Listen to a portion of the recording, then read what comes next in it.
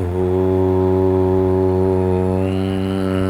శ్రీ గురుభ్యో నమః. ఓం సదాశివసమారంభాం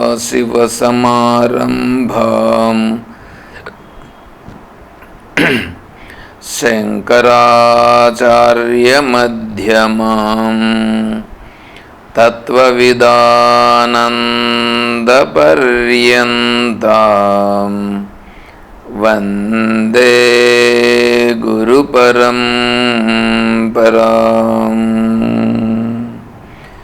ఓం శ్రీ గురుభ్యో నమః. పూజ్య గురుదేవులు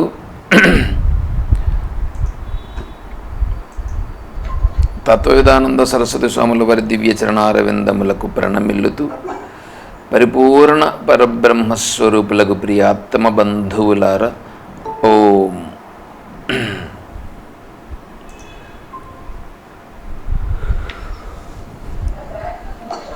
శ్రీమద్భగవద్గీత 12వ అధ్యాయంలో మనం ఉండాం. అందులో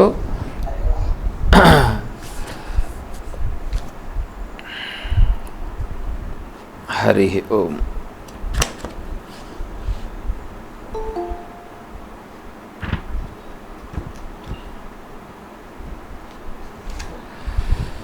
అందులో 15వ శ్లోకం, యస్మాన్నో ద్విజతే లోకో లోకాన్నో ద్విజతే చ యః హర్షామర్షభయోద్వేగైః ముక్తో యస్స చ మే ప్రియః. భక్తుని గురించి చెప్తున్నాడు ఇక్కడ. భక్తుని లక్షణములు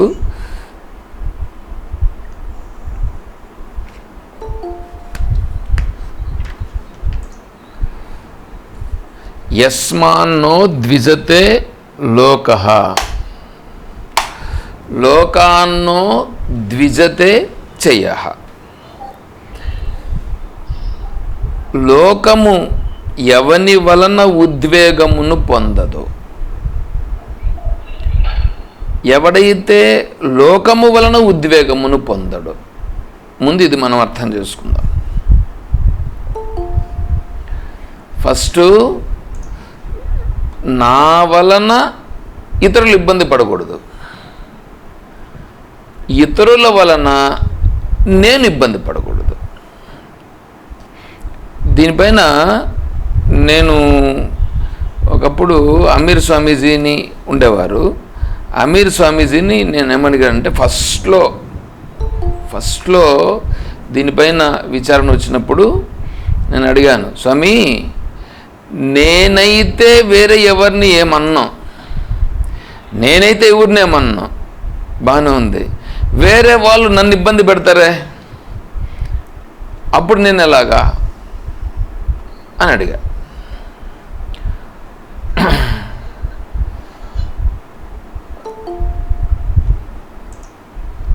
అంటే స్వామీజీ ఏమన్నారంటే అప్పుడు, అంటే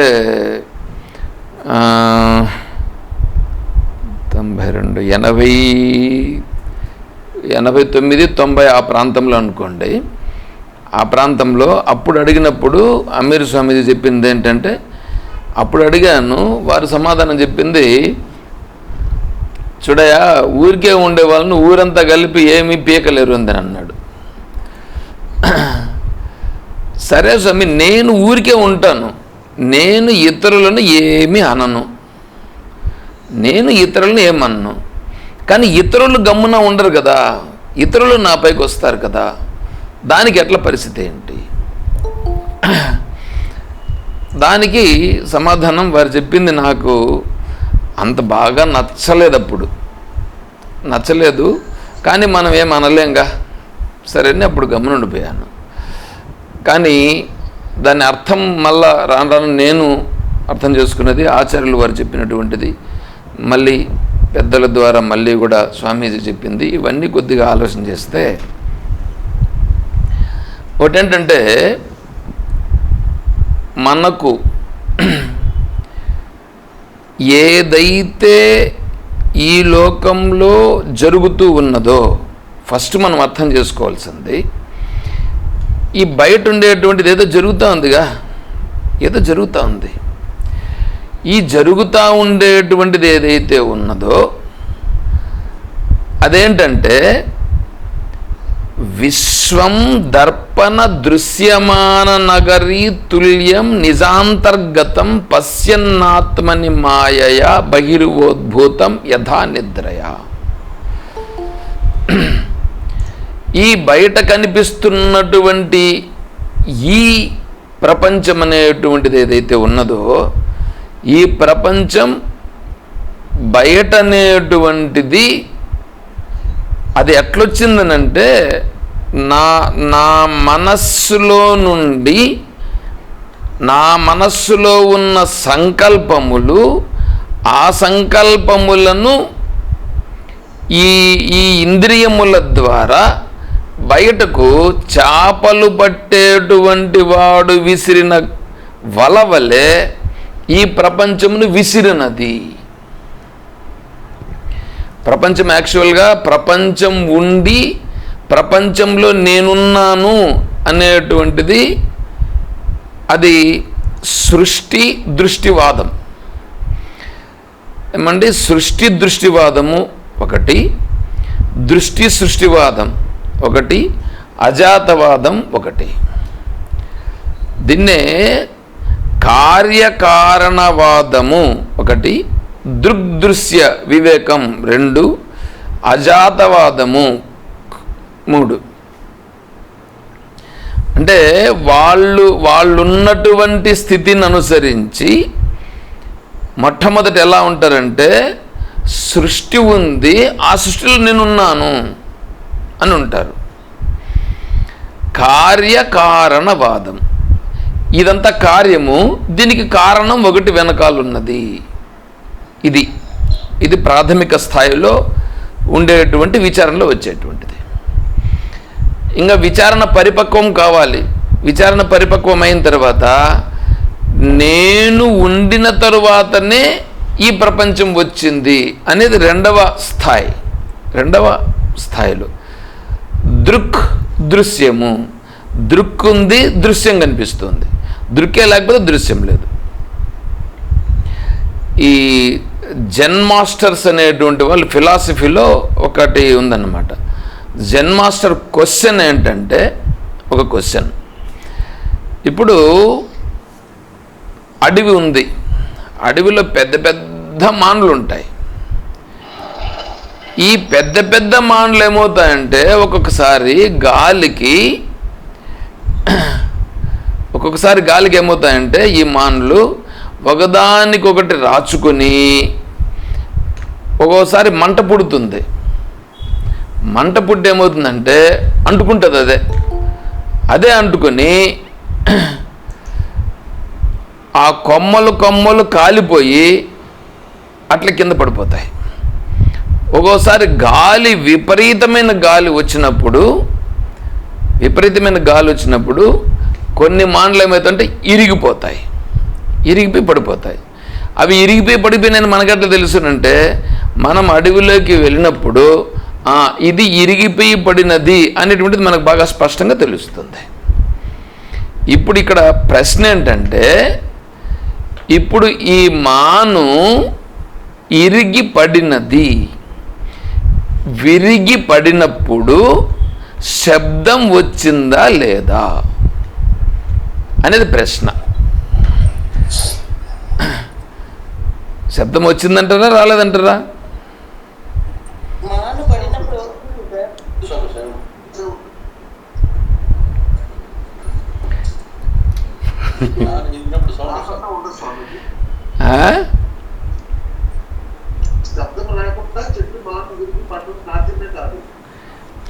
సరే, శబ్దం వచ్చిందని నీకు ఎట్లా తెలుసు? ఎప్పుడు గ్రహించినారు? ఎంత శబ్దం వచ్చింది పోనీ చెప్పండి.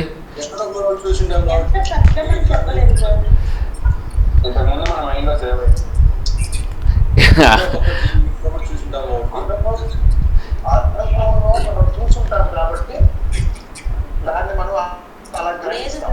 ఇది శబ్దము అని ఆల్రెడీ మనకు తెలుసు. మీరు ఏమనుకోవాలంటే మాను ఇరిగినప్పుడు శబ్దం వచ్చింటుంది అని మీరు ఎక్స్పెక్టేషన్ చేయొచ్చు. శబ్దం వచ్చి ఉంటుంది, శబ్దం వచ్చి ఉంటుంది అని చెప్తారు. ఓకే, ఆ శబ్దమును వినేవాడు ఉంటే కదా శబ్దం ఉన్నట్లు లెక్క. అక్కడ శబ్దం వినేవాడే లేకపోతే ఆ శబ్దం వచ్చిందని మనం ఎలా చెప్పగలం?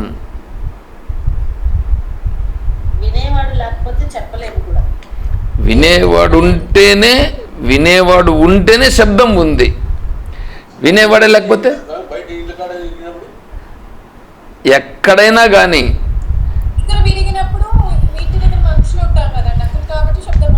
ఎవడు విన్నాడో వాడికి శబ్దం తెలుస్తుంది. ఎవడైతే అక్కడున్నాడో ఆ స్పాట్లో ఎవడున్నాడో వాడికే కదా తెలుస్తుంది సౌండ్.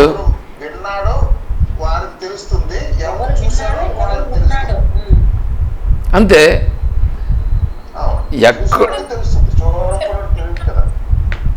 అంతే కదా, తెలియదు.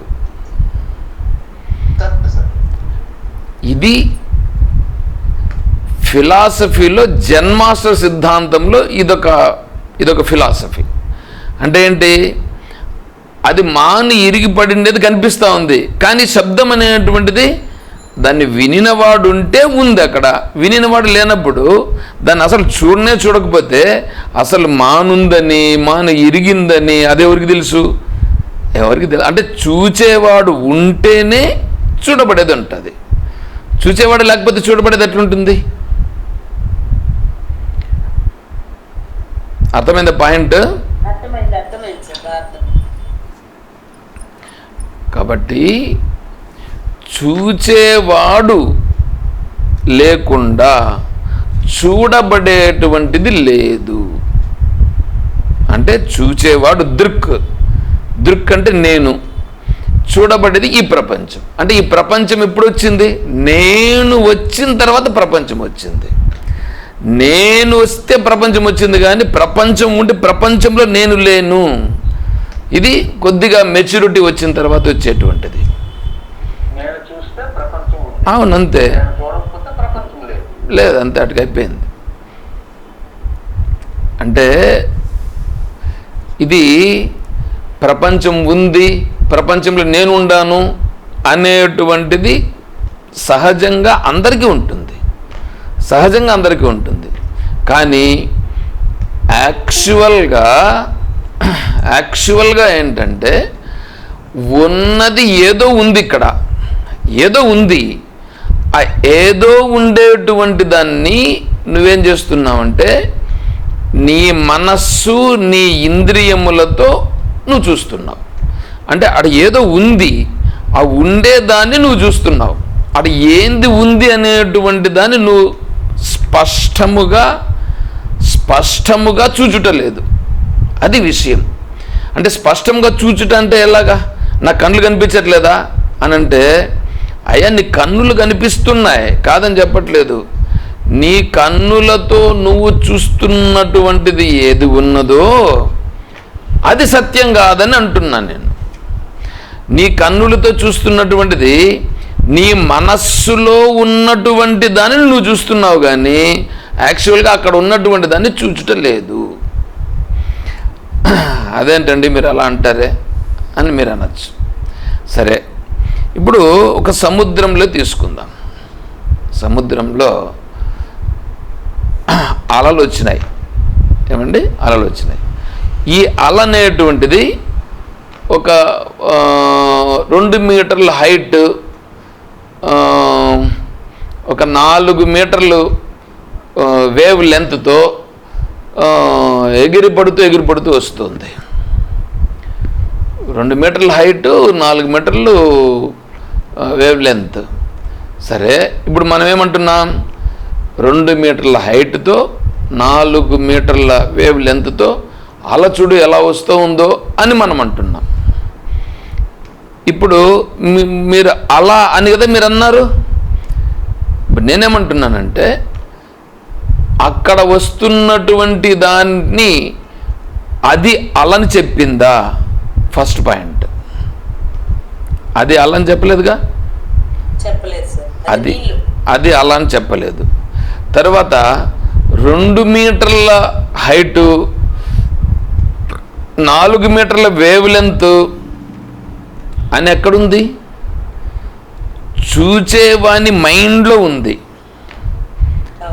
చూచేవాని మైండ్లో ఉంది. కానీ అక్కడ నీళ్ళు నేను 2 మీటర్ల హైట్ లేచినానని, దాంట్లో 4 మీటర్ల వేవ్ లెంత్తో నేనుండానని ఆ నీళ్లకు లేదు. ఆ నీళ్ళ దృష్టిలో నీళ్లకు లేదు. వీడిప్పుడు ఇక్కడ దాన్ని వీడి మైండ్లో ఉండేటువంటి దాన్ని తీసుకొచ్చి దానిని అక్కడ వాడు అప్లై చేస్తున్నాడు. అంటే వీడి మైండ్లో ఉండేదాన్ని అక్కడ ఏదైతే ఉన్నదో అక్కడ ఉండేదాన్ని చూడకుండా వీడి మైండ్లో ఉండేదాన్ని దానిలో చొప్పించి దానిని వీడి మైండ్కు సరిపెట్టేట్లుగా చూస్తున్నాడు వీడు. అంటే అప్పుడు ఏమైంది అది? అంటే అప్పుడు వీడి మైండ్లో ఉన్నటువంటి దాన్ని చూస్తున్నాడు, కానీ అక్కడ ఒరిజినల్గా ఉండేదాన్ని చూస్తున్నాడా వీడు? ఒరిజినల్గా ఉన్నదాన్ని చూడట్లేదు. ఇప్పుడు అక్కడ వీడు అలా అని అంటున్నాడు, నీళ్ళు అలా అని అనలేదు. తర్వాత ఇంత పొడుగు, ఇంత వెడల్పు, ఇంత దీంతో ఫోర్స్తో వస్తున్నానని వీడు అంటున్నాడు, కానీ ఆ నీళ్ళు అనలేదు. అంటే అక్కడ ఒరిజినల్గా ఏది ఉన్నదో ఆ ఒరిజినల్గా ఉన్నటువంటి దానిని వీడి మైండ్లో ఉన్నటువంటి దానిపైన ఆరోపించి వీడు దాన్ని చెప్తున్నాడు. అంతేనా అండి? అంతేనా కాదా? అర్థమైందా పాయింట్? ఇది మ్యాటర్.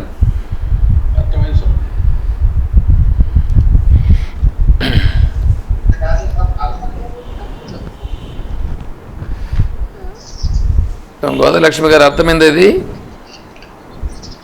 ఇప్పుడు మనం గమనిస్తే 2 మీటర్లు 4 మీటర్స్ వేవ్ లెంత్ అని చెప్పినారు. ఇక్కడ గమనించకపోయినా నీళ్ళేమో నేసింటాయి కదా. నీళ్ళ దృష్టితో చెప్పు. నీళ్ళ దృష్టితో సంబంధం లేదు. మరి అదే కదా ఇక్కడ మాట్లాడుతున్నది. ఉండేది నీళ్ళ దృష్టితో చూడాలి, కానీ నువ్వు నీ దృష్టితో చూస్తున్నావు కదా. నువ్వు ఇంత హైట్ లేచిందని నువ్వు అంటున్నావు. నీళ్ళ దృష్టితో నీళ్ళు ఏమైనా నేను ఇంత హైట్లో లేస్తున్నాను ఏమైనా అంటున్నది అదే?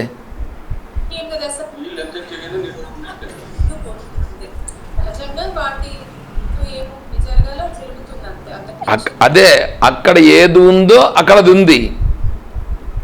అలాగే నీ ఎదురుగా ఏది ఉందో అది ఉంది. ఎదురుగా ఏదో ఒకటి ఉంది. ఆ ఉండేదాన్ని నువ్వేం చేస్తున్నావంటే నీ మైండ్లో ఉండే దాంతో చూస్తున్నావు, కానీ ఎదురుగా ఉన్నదాన్ని చూచటం లేదు. ఏమండి? భర్త ఉన్నాడా, మనిషి ఉన్నాడా? మరి మనిషి ఉంటే అంటే అప్పుడు నువ్వేం చేసావు? నీ మైండ్లో ఉండేదాన్ని చూస్తున్నావుగా. అంటే ఎదురుగా ఉన్నదాన్ని నువ్వు చూచట్లేదు. అయిపోయిందా? మైండ్ ప్రొజెక్ట్ చేస్తుండదని చూస్తున్నావు. ప్రజ్ఞప్తే స నిమిత్తత్వం ఇష్యతే యుక్తి దర్శనాత్. నిమిత్తత్వాత్ ఇష్యతే భూత దర్శనాత్. ఇది చాలా విచారణ చేయాల్సి ఉంది ఇక్కడ. ఒక అతను ఏమంటున్నాడంటే, చూడయా, ఇంత లావు ఇంత పొడుగు ఉన్నాడు మనిషి, ఇప్పుడు వీని పట్టుకొని వీడు మనిషే కాదని నువ్వు అంటున్నావే. మనిషే కాదని అంటున్నావే. నేను మనిషి కాదని అనట్లేదయ్యా బాబు. ఆడ ఉన్నది ఏంటో సక్రమంగా చూడు. ఉన్నది ఏంటో సక్రమంగా చూడు. నాకు మనిషి కనిపిస్తున్నాడు. మనిషా అక్కడ ఉండేది? బాగా ఆలోచించి. మనిషా ఉండేది అని అంటే ఇప్పుడు కొంచెం ఆలోచన చేసి ఇప్పుడు డాక్టర్ని అడిగినామని అనుకోండి, డాక్టర్ని అడిగితే డాక్టర్ ఏమంటాడు? మనిషి అంటే ఇప్పుడు ఏమైంది? దానికి ఇప్పుడు దానికి ఏదో ఒక పేరు కూడా ఒకటి ఉన్నది.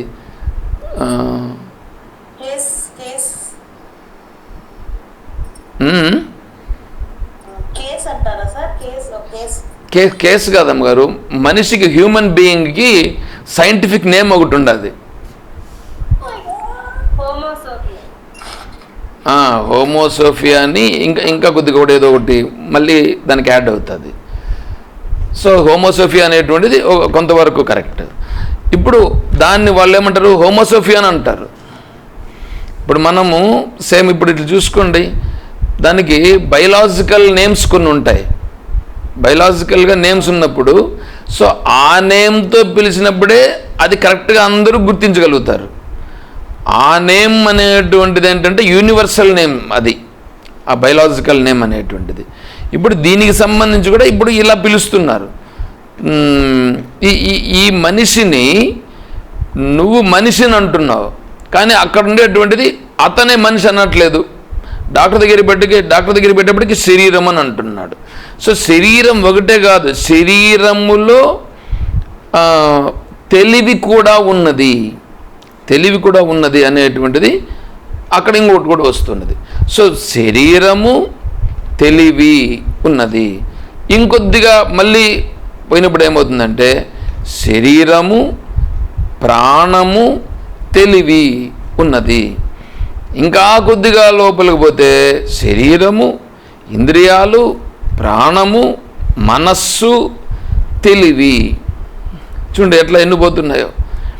ఇట్లా ఇంకా లోపలికి పోయేటప్పటికేమంటే ఇంకా లోపలికి పోయేసేసి ఇంకా మనకు లోపల ఉన్న చూడండి లోపల ఎన్ని ప్యాక్ చేస్తున్నారు, ఇందులో ఎన్నో ప్యాక్ చేస్తుంటారు. ఒక సైడ్ హార్ట్, ఇంకో సైడ్ లంగ్స్, కిడ్నీ, లివర్, ఇంకెంత పిత్తాశయం ఒకటి, ఇంకో ఈ పక్క పొట్ట, దాని కింద మళ్ళీ పోయేటప్పటికి ఇంకా ఇవన్నీ ఎన్నెన్నో వస్తాయి, లింబ్స్ అన్నీ వస్తాయి. సో ఇప్పుడు ఇవన్నీ ఏంటివి? ఇవన్నీ ఒక సంచిలో ప్యాక్ చేసినట్లుగా ప్యాక్ చేసి దీంట్లో అంతా ఏదేది ఎక్కడెక్కడ ఉండాలనో అనేటట్లుగా ప్యాక్ చేసి పెట్టున్నారు. అంటే ఇప్పుడు ఇదేమైపోయింది? నువ్వేమో భర్త అనంటివి, ఇంకోటేమో మనిషి అన్న, ఇంకోటేమో శరీరం అన్న, ఇంకొకటేమో ఒక్కొక్క పార్ట్ పైన దానికి సంబంధించి వాడు రీసెర్చ్ చేశాడు. రీసెర్చ్ చేసి ఇప్పుడు ఏం చేశాడు? ఆ పార్ట్ను సంబంధించే అతను చెప్తాడు, ఇది సపరేట్ పార్ట్ అండి అంటాడు. భూతం, నిజంగా భూతమే అది. భూతం అండి, శరీరం అంటే భూతం. భూతం అంటే మీ పంచమహాభూతముల చేత ఏర్పడింది కాబట్టి భగవద్గీతలో భూతం అనే సంబోధన చేశారు. కాబట్టి నిజంగా చూస్తే ఏంటంటే ఇది పంచమహాభూతములు, ఇక్కడ ఉండేటువంటిది పంచమహాభూతములు. ఈ పంచమహాభూతములు ఇంకా లోతుగా వెళితే త్రిగుణములు. చూడండి ఇప్పుడు ఏది కరెక్ట్ అంటారు? ఏది కరెక్ట్ అంటే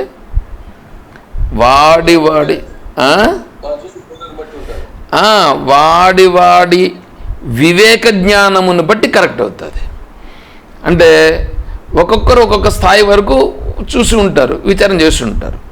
అందువలన ఇతనేమవుతాడంటే బయట జరిగేటువంటి విషయములను చూసి దానికి సరిపోయేటట్లుగా వీడు రియాక్ట్ అవుతుంటాడు. అంటే వీడికుండే వివేకాన్ని బట్టి రియాక్ట్ అవుతూ ఉంటాడు. వీడికుండే వివేకాన్ని బట్టే కదా రియాక్ట్ అవుతాడు, లేకపోతే ఎందుకు రియాక్ట్ అవుతాడు? కాబట్టి ఎప్పుడైతే ఎదురుగా ఉన్నది ఏదో చాలా స్పష్టంగా తెలియాలి అది. అందుకని మనం ఏకాగ్రత గురించి ఒకరోజు క్లాస్ చెప్పుకొని ఉన్నాం.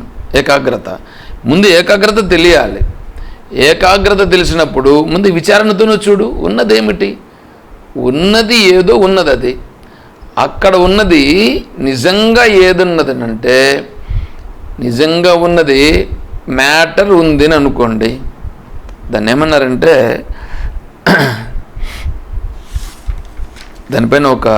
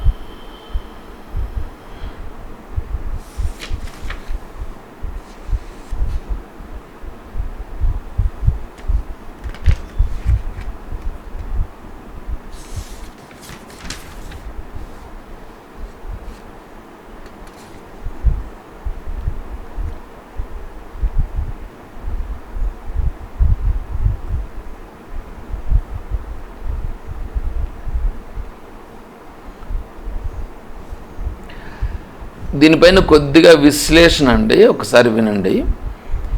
దీంట్లో ఏమంటున్నారంటే ప్రపంచం అనేటువంటిది ఇంతవరకు చెప్పుకున్నట్లుగా మనము నానాగా ఉన్నది, అనేక రకాలుగా కనిపిస్తున్నాయి. దాన్ని మనం ఇంతవరకు చెప్పుకున్నట్లుగా తీసుకుంటూ పోతే లాస్ట్కు పంచమహాభూతముల దగ్గరికి తెలుతుంది. పంచమహాభూతములతో వచ్చిందా? పంచమహాభూతములు ఉన్నాయి, అంటే 5 చేత ఏర్పడింది. దీన్నే మళ్ళీ ఏం చేశారంటే ఈ 5 అనేటువంటి దాన్ని ఇప్పుడు మోడర్న్ ఫిజిక్స్గా ఉండేవాళ్ళు మూడింటికి కుదించినారు. 3 ఉండేది అని అన్నారు. ఆ 3 ఏంటి? ఎనర్జీ, మాస్, తర్వాత కాన్షియస్నెస్. E=mc² అనేటువంటిది మోడర్న్ సైన్స్.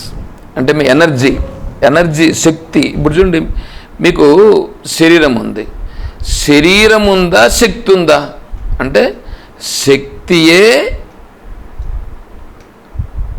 మ్యాటర్గా ఉన్నది. శరీరాన్ని గట్టిగా మార్చొచ్చు. శక్తి శరీరముగా అయినది. ఈ శరీరమును అంటే మనకు ఏదైతే నీకు మ్యాటర్ కనిపిస్తున్నదో ఆ మ్యాటర్ నుంచి నువ్వు ఎనర్జీని దాన్ని విడగొట్టినప్పుడు నీకు ఎనర్జీ బయటపడుతుంది. కానీ సరే, ఎట్లన్నా మనం తీసుకుందాం. ఫస్ట్ ఇప్పుడు ముందు చూడండి, ఎనర్జీ ఉంది, మ్యాటర్ ఉంది, దానికి కాన్షియస్నెస్ ఉన్నాయి.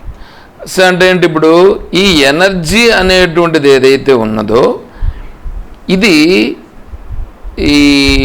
ఈ మ్యాటర్ నుంచి ఎనర్జీ వచ్చిందని అనుకుంటున్నారు. సరే, దాన్ని ఇంకొద్దిగా దాన్ని వెనక్కిపోతే నీకు కనిపిస్తున్నటువంటి స్థూలము నుంచి నువ్వు సూక్ష్మం లేకపోతున్నావు. నేనేమంటున్నాను? సూక్ష్మం నుంచి స్థూలంలోకి నేను చెప్తున్నాను. సరే, దాన్ని ఇంకొద్దిగా ఆలోచన చేస్తాం. దీన్ని వీళ్ళేమనంటే సేమ్ దాన్నే వీళ్ళు సాంఖ్యులుగా ఉండేటువంటి వాళ్ళు ఏం చేశారంటే సత్వగుణం, రజోగుణం, తమోగుణం అని 3 వాళ్ళు సాంఖ్యులు చెప్పారు. సో దాన్నే ఈ మోడర్న్ ఫిజిక్స్ కూడా వీటికి తీసుకొని వచ్చి పెట్టింది. అంటే energy, mass means matter, consciousness. So దానినే ఇప్పుడు మళ్ళీ ఏం చేశారంటే ఈ ఐన్స్టీన్ వాళ్ళు వచ్చిన తర్వాత ఈ ఎనర్జీ, మ్యాటర్ 2గా కనిపిస్తున్నది, కానీ యాక్చువల్గా ఇవి 2 అనేటువంటిది దాన్ని ఒకటే చేశారని అనుకోండి. రెండింటిని ఒకటి చేయండి. ఎనర్జీ, మ్యాటర్ చూసేదానికి వేరువేరుగా ఉన్నా అవి 2 ఒకటిగానే ఉన్నాయి. సో ఆ రెండింటిని ఒకటిగా చేస్తే అప్పుడు ఉండేదేంటి? ఎనర్జీ, మ్యాటర్ అంతా ఒకటి, కాన్షియస్నెస్ ఒకటి. అంటే ఇప్పుడు ఎన్ని వచ్చినాయి? 2 మిగిలినాయి. శ్రీదేవి మేడం చెప్పాలి. ఎనర్జీ మ్యాటర్ ఒకటి అంటే ఇంకా సింప్లిఫై అయిపోయింది. 3గా ఉన్నది 2గానే అయింది. ఇప్పుడు అవును, తర్వాత 1 కూడా అయిపోతుంది సార్, ఎనర్జీ మాత్రమే. అవును, అదే కదా నేను చెప్పుకొని వస్తాను. ఇప్పుడు అదే ఇప్పుడు ఎట్లన్నారు, గోదలక్ష్మి